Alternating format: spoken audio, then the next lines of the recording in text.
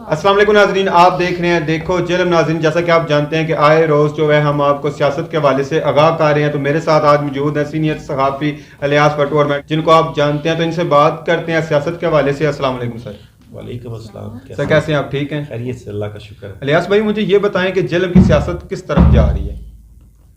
دیکھیں جی، جہلم جو ہے وہ ملک کے ساتھ ہے، اور ملکی جو حالات واقعات ہیں وہ ڈیفینیٹ جہلم پہ بھی اثر انداز ہوں گے۔ تو پہلے تو یہ ہے کہ جو الیکشن اناؤنس ہوئے اس کے بعد ٹکٹس کا معاملہ اور جو نشانات الاٹ ہوئے، اس میں کافی تاخیر ہو گئی، اور تمام جماعتیں جو ہے نا اپنے کینڈیڈیٹس کو نامزد کرنے میں وہ تاخیر کا شکار رہی ہیں۔ اس وجہ سے میں سمجھتا ہوں کہ جیل میں بھی دیگر اضلاع کی طرح اس طرح بھی ہے کینڈیڈیٹس میں اور ووٹر سپورٹر میں۔ اب قابل ذکر جو جماعتیں ہیں وہ نون league, Peoples party, Jamaat Islami, لبیک اور نہ نظر آنے والی پی ٹی آئی، تو ان کے جو کینڈیڈیٹس ہیں وہ بھی پریشان ہیں۔ حلقہ بندیاں بھی چینج ہو چکی ہیں، اور جو لوگ جس حلقہ میں امیدوار خود کو سمجھتے تھے، جہاں ان کی لیک تھی، جہاں انہوں نے اپنا برادری کا ووٹ دیکھا، وہاں پہ ان لوگوں کو ٹکٹس نہیں ملا۔ آپ دیکھ سکتے ہیں چاروں جماعتوں میں یہی کچھ ہے۔ تو الیکشن تو ہوگا، لیکن غیر یقینی جو فضا ہے نا وہ نیشنل اسمبلی، صوبائی اسمبلی کے کینڈیڈیٹس میں بھی ہے، اور جو سپورٹر ہیں ان میں بھی ہے۔ تو حالات ٹف ہے، لیکن الیکشن اپنے ٹائم پہ ہوگا۔ اور الیکشن کمپین بھی آپ دیکھ سکتے ہیں کہ اس طرح تشہیری مہم بھی نہیں ہو رہی، اور جو نیا ایکٹ گورنمنٹ نے جو قوانین لاگو کیے ہیں اس کی وجہ سے بھی جو ہے نا تشہیر نہ ہونے کی وجہ سے اس طرح الیکشن کی گہما گہمی آپ کو جلم میں جو گزشتہ ادوار میں ہوتی تھی وہ نظر نہیں آ رہی۔ اچھا، رات گئے جو ہے پابندی لگ چکی ہے، کہہ رہے ہیں کہ ریلیوں پہ، جلوس پہ، وہ کیا وجہ ہے؟ سر دیکھیں، یہ تو جیسے کہ آپ سوشل میڈیا پہ بھی دیکھ رہے ہیں، اور ہم دیکھتے ہیں جو نوٹیفائی ہو چکے ہیں اداروں کو لیٹرز، اس کے مطابق یہ ہے کہ کچھ وجوہات ہیں جو میری سمجھ سے تو بالا تر ہے، کہ جب تک آپ تشہیر نہیں کرتے، کارنر میٹنگز نہیں کرتے، لوگوں کے گھروں میں دستک دے کے لوگوں کو اپنا منشور نہیں دیتے، تب تک تو الیکشن یا کینڈیڈیٹس کہہ لیں میدان میں، اور اس کا مزہ تو نہیں آتا۔ لیکن یہ 144 جو لگا دیے گورنمنٹ نے، یہ سمجھ سے بالا تر ہے، اور میں سمجھتا ہوں کہ یہ جمہوریت کا جو حسن تھا وہ مان پڑ گیا۔ مجھے یہ بتائیں الیاس بھائی کہ فرح الطاف کا اور طالب مہندی کا مقابلہ ہے وہاں پہ، تو کیا دیکھ رہے ہیں کون جیتے گا؟ کیونکہ طالب مہندی بڑا اسٹرانگ جا رہا ہے۔ میں بتاؤں تو پہلی تو میری یہ پریڈکشن ہے کہ طالب مہندی اپنے کاغذ واپس لے لیں گے، وہ کبھی بھی الیکشن نہیں لڑیں گے۔ اور دوسری بات یہ ہے کہ فرح الطاف صاحب جو ہیں ان کو 5 یونین کونسل جو نہیں ملی ہیں، NS 60 سے 61 میں گئی ہیں، وہ 61 کے کینڈیڈیٹ ہیں، تو وہاں پر اگر ان کو کوئی مقابلے کا سامنا ہوا تو وہ میں سمجھتا ہوں کہ کوئی خاص جماعت نظر نہیں آ رہی۔ طالب مہدی صاحب آزاد کینڈیڈیٹ کی حیثیت سے سامنے آ رہے ہیں، لیکن وہ جماعت کے پابند ہیں۔ ایک ان کا مسلم لیگ نون کے ساتھ فور فادر سے تعلق ہے، اور وہ اپنا تعلق خراب نہیں کریں گے۔ اگر خراب کریں گے تو ماضی میں دیکھ لیں جو قائدین کے ساتھ ہوتا رہا ہے نون لیگ کے ساتھ، وہ بھی ان کے ساتھ ہوگا۔ نہ ان کی سیاست، بلکہ وہ میں سمجھتا ہوں کہ کسی بھی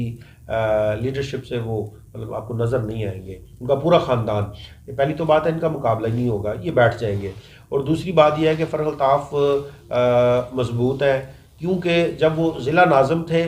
مسلم لیگ کاف کے دور میں، تو ان کے پاس لامحدود جو ہے نا وہ اختیار تھے، اور ان کے انکل جو ہے وہاں پہ نیشنل اسمبلی کے ممبر بھی رہے ہیں، چودھری شہباز صاحب کی میں بات کر رہا ہوں، تو وہاں پہ انہوں نے بڑے کام کروائے تھے اس دور میں، تو ان کے پاس فنڈ بھی لامحدود تھے، انہوں نے پیسہ بہت لگایا تھا ایک وہ، اور ان کے پاس بڑے وہاں پہ سپورٹر جو ہے نا مضبوط ہے، کمیٹڈ قسم کے سپورٹر ہیں۔ اگر کہیں کہ vote bank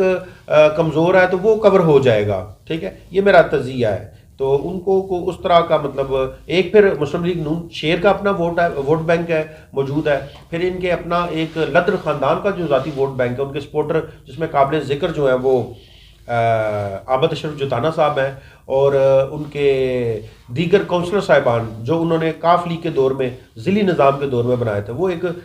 ground root level پہ جو ہے نا ان کے سپورٹر ہیں، تو وہ ان کے لیے کوئی مشکل نہیں ہوگا۔ شیر کا اپنا ووٹ، مسلم لیگ نون لوگوں کا، اور اس کے بعد فرح الطاف صاحب کا اپنا لدر خاندان کا ووٹ، یہ مل کے اور جو دھڑے آزاد ہیں وہ ڈیفینیٹ ان کو سپورٹ کریں گے۔ اچھا، جو راجہ یاور کمال ہے اس کے خلاف جو ہے مخالف کینڈیڈیٹ پاکستان مسلم لیگ انہوں نے لے کے آئی، کیا وہ اتنا مضبوط تھا کہ یہ کینڈیڈیٹ وہاں پہ کھڑا نہیں کر سکے؟ بات سر مضبوط کی نہیں ہے، مضبوطی کی نہیں ہے، بات یہ ہے کہ کچھ لے کچھ دے کے تحت جو ہے نا یہ سیٹلمنٹ ہوئی ہے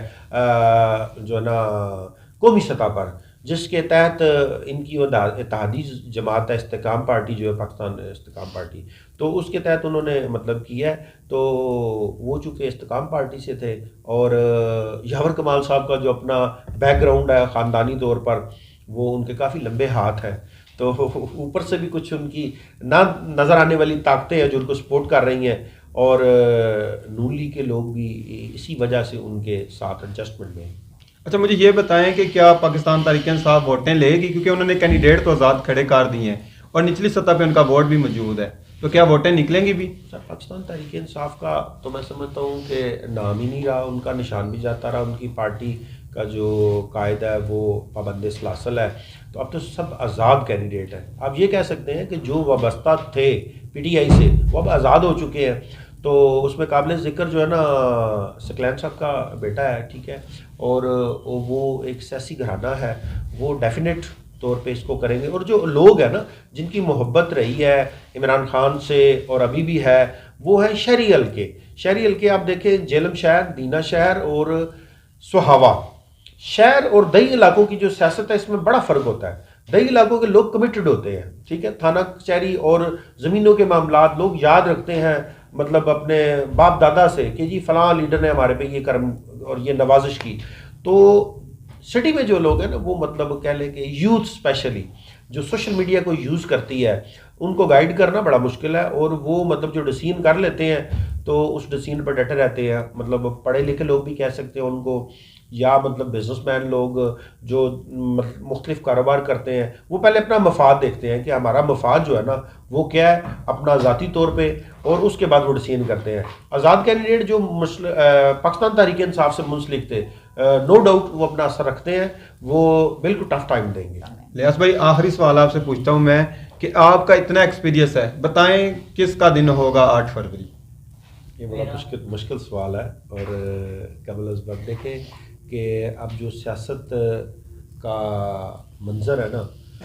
کس لمحے کیا ہو جائے یہ بتانا مشکل ہے، ٹھیک ہے، تو ہم تو بات کرتے ہیں گراؤنڈ ریئلٹی پہ، جو میری کہہ لیں کہ پروڈکشن ہے یا جو میں دیکھتا ہوں، آزاد کینڈیڈیٹس جو ہے نا وہ اس وقت پاپولر ہے، آزاد کینڈیڈیٹس کی طرف لوگوں کا رجحان زیادہ ہے۔ اگر فیئر الیکشن ہو تو آزاد لوگ جو ہیں وہ پہلے نمبر پہ ہوں گے، لبیک دوسرے نمبر پہ ہوگی، پی ٹی آئی اور نون لیگ تیسرے نمبر پہ ہوگی، ان کے درمیان 19-20 کا فرق ہوگا، ٹھیک ہے۔ اور میں آخری بات کر کے اپنی بات کمپلیٹ کروں گا کہ ہمارے حلقے میں 60 اور 61 میں جو ہے نا جٹ، گجر اور راجگان، یہ آپ کو 3 کاسٹیں نظر آ رہی ہیں موسٹلی فیم جو پارٹیز ہیں الیکشن لڑتے ہوئے، تو جو میں دیکھ رہا ہوں 3 جٹ، 1 گجر اور 1 راجہ، یہ آپ کو 8 فروری میں جیتتے نظر آئیں گے۔